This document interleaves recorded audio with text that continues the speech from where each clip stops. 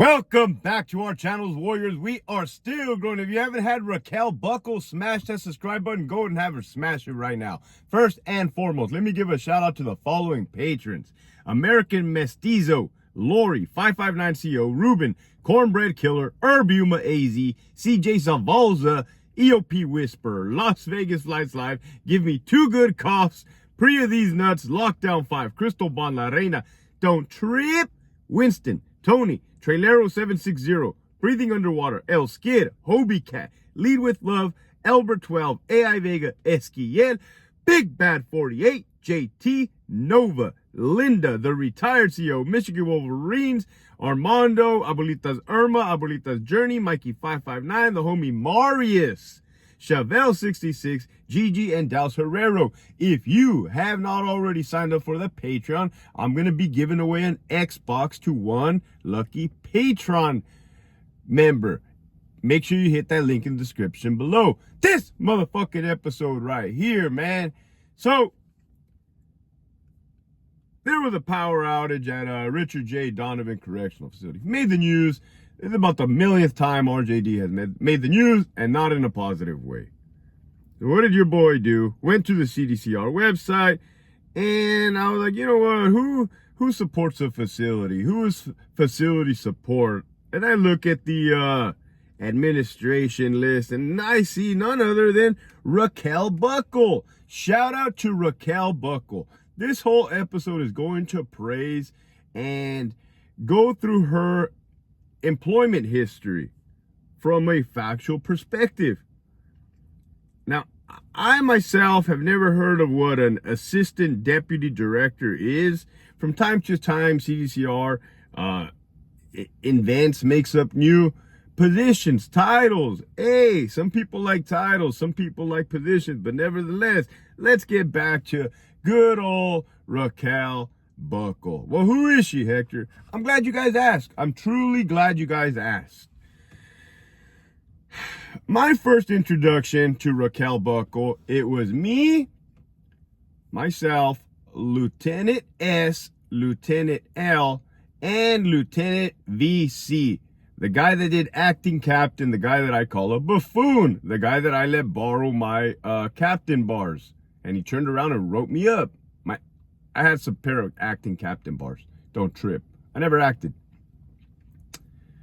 Well, there we are in Bravo Lieutenant's office, man. Just 4 lieutenants kicking back like you should back in the old days. Man, everything was great up until that point. Well, Richard J. Donovan would get a revolving doors of wardens for sure. Their job span lasts about a year there. Same with associate wardens. In and out, man. Revolving door. It's a beast. That prison's a beast.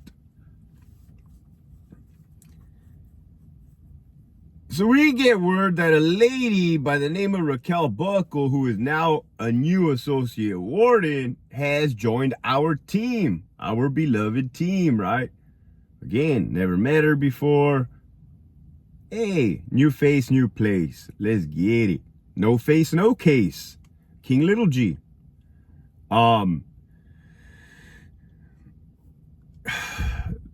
As she comes in through the door, she says, oh, hey, nice to meet you guys.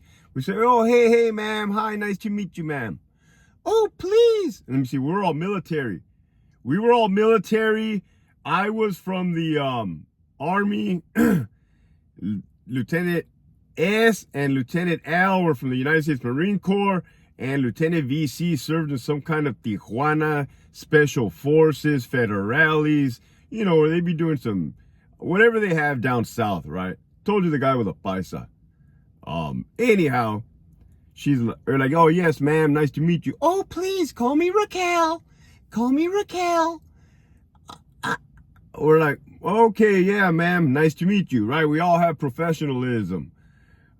She starts going off, right? This is all facts. Oh, we're going to fix this place up real good. We're gonna get you some desks, some chairs, oh, these are unacceptable. We're looking at the desks and the chairs like this is the least of our fucking problems here at this fucking prison. Motherfucker is burning down. I care less about a fucking desk. Give me some more lieutenants, right? Give me some more officers in ADSEG. Holy shit. Get us some competent managers. We don't need desks. We don't need tables, but thank you for the kind offer. Again. So my buddy, Lieutenant S, he's known to be brutally honest. And I do mean brutally honest. And he starts to tell her exactly what I just said. Hey, ma'am, you know, like, desks are cool and all, but we need this, that, and this, that, and the other. Well, this lady misinterpreted that we were not happy or something. And she's like, do you know what the problem is? We're like, no, ma'am, indulge us. What is the problem? The problem is that you don't promote your captain, you don't promote your captain, you don't promote, and you don't promote. If you guys promoted, this place would be better. My head, I'm like, yeah, that's not fucking happening. I'm not promoting the captain, but okay. My boy, Lieutenant S, oh my God, God bless his soul. He said, ma'am, yeah, that's cool and all, whatever. We've seen, literally, we've seen people like you come and go. I give you about 8 months. I give you about 8 months and you're out of here. Well, my fucking jaw dropped, right? Because I don't have nuts like that. But needless to say, that guy had a target on his back since that time frame, right? That was a wrap. You don't do that. He did it. My hat's off to him. Literally, here's the form of me taking off my hat. Oh, I'm in the car because this is day 2 of filming for my documentary. You're going to see me on the go, man. And then you're going to see me on Amazon, Netflix, and all the other good shit. Don't trip. Paramount Plus, probably. Anybody from Paramount Plus, let me know. Either way, we're going to be there. Fuck. Next thing you know, this lady is on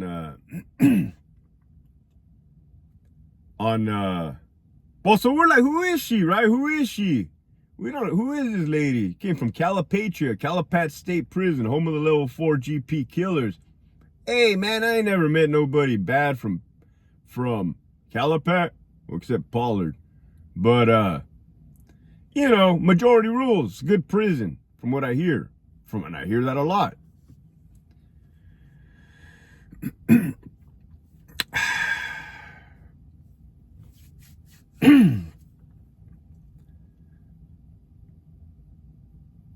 Again, this is a positive message, right? This is all factual. So come to find out that this lady somehow, some way worked her way, and my hat's off to her. I don't know anybody that's done this like this. Office technician, you know, don't misquote me. Some job behind a desk. Maybe crunching numbers. I don't know. Don't misquote me. Office technician could have been. Secretary could have been. Senior secretary. Working on computers, typewriters, calculators. Real good with the fingers. There's a Dirty Sanchez right here. Speaking of Dirty Sanchez.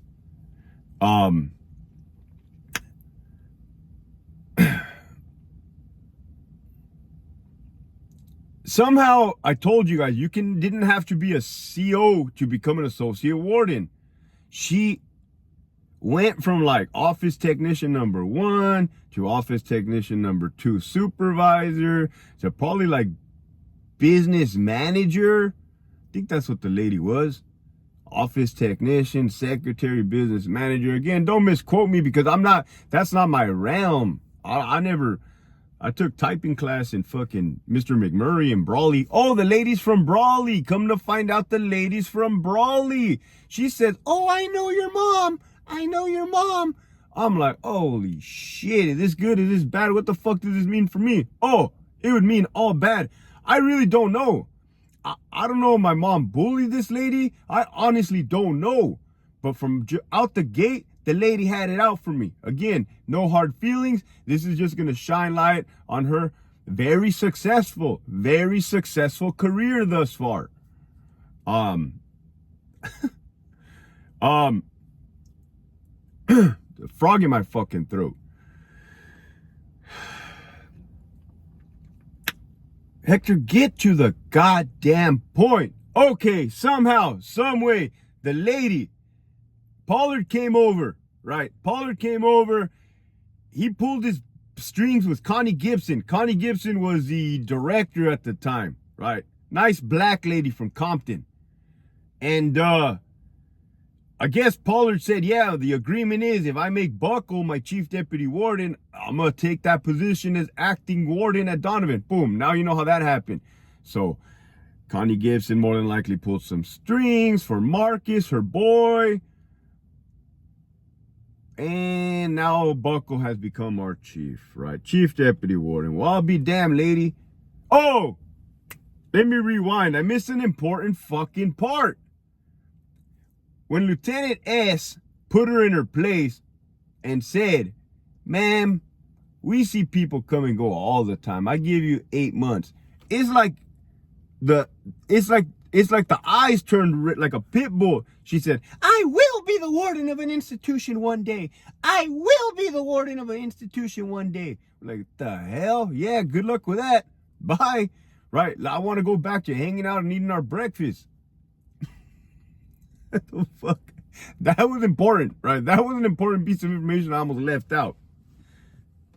So there she is, the chief deputy warden, right? First thing they do is they remove everybody from the ATM office, the watch office, all officers, all sergeants, all lieutenants from first watch, second watch, third watch. Now, from a common sense standpoint, you don't remove everybody, right? Now, there was allegations that there was a sergeant who was taking bribes and gratuities for Mountain Dews, right? We would later find this out through the grapevine, right? You would find this, you would find that. We're like, nah, not that guy, man. That guy's a class act. That guy's sharp. Tall, dark, handsome, squared away. Good kid, right? He's my age. Probably younger. Well,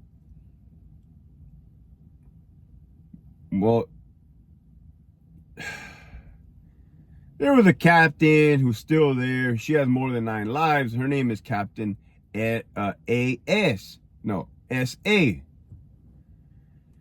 Well, I'll be damned if the chief and them didn't use Captain S.A., who came from another prison, didn't know no better whether she did or she didn't. She's the one who became the custody captain and removed everybody from the watch operations, right? In other words, doing people's dirty work. Again, this is a positive thing. I just got to give you a background of facts. Everybody gets removed and people get plugged into those spots. Well, little do you know, that move in itself cost the state of California, your taxpayers' money, and the department millions of dollars on screwed up overtime, screwed up hiring, screwed up. Everything was fucking screwed up. In essence, what you took was the brains of the operation and dismantled it. Fucking dismantled it, right? That's like pretty much going to a school, taking away every teacher, every principal, every superintendent, and just trying to let people fucking figure it out. No, man, we have some booger eaters that work for the department. And that's exactly what happened. So after a thorough investigation by the Office of Internal Affairs, right? Fast forward. Oh, I forgot to tell you. When Mrs. Raquel Buckle, there's a lot I'm leaving out, but there's a lot I'm leaving in. Halfway in, halfway out. When she was the chief deputy warden, apparently the workload was too much. Somehow, some way, she got extra assistance the whole entire duration of her chief deputy warden time by a retired annuitant or chief by the name of Belinda Davis. Right? Everybody know a lady named Belinda Davis? This is facts.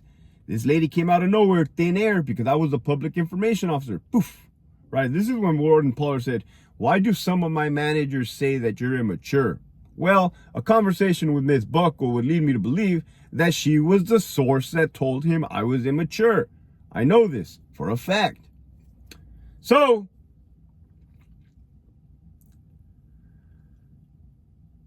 Belinda Davis got sent down from somewhere, probably on behalf of Connie Gibson. I don't know anybody else that can pull strings like this and give a prison whatever they want it, whenever they want it, right? Another guy, damn, this dude was a good fucking, he was a good dude, man. Came from CMC. Brian Phillips. I like that guy. I honestly really do. I'm not crossing my fingers this way or that way. Brian Phillips was a stand-up guy, man. Stand-up gentleman. Again, my hat's off to him. So now you have Chief Deputy Raquel Buckle with the assistance from the start of Belinda Davis and Brian Phillips. Okay, well, nobody that's worked in the department has ever seen this before, right? We've never seen a chief get to have two chiefs to help do their job. Because I was thinking like, hey, get me two more lieutenants that can help me, like two for me, right? Two for him, two for you, two for you. Maybe these officers would like two officers, or sergeants would like two sergeants. Fucking A, give the warden another warden. How does this lady get it? Like, this is great, right? My hat's off to Raquel Buckle for able to pull the strings of having two chief deputy wardens assist her this whole entire time. So surely things got better when this was happening, right? More help, more support. Well, there was a lot of problems, right? There was a lot of problems. There was a lot of allegations. There was a lot of stuff going on at that prison at that time frame.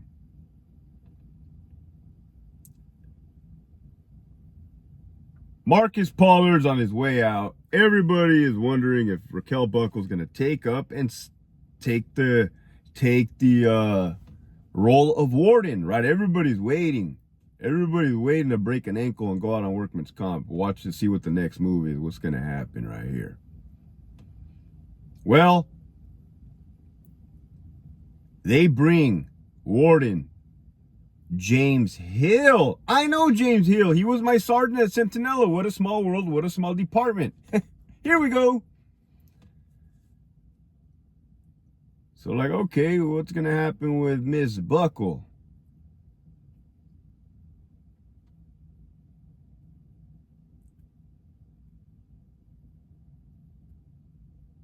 Well, I resigned, right? I resigned.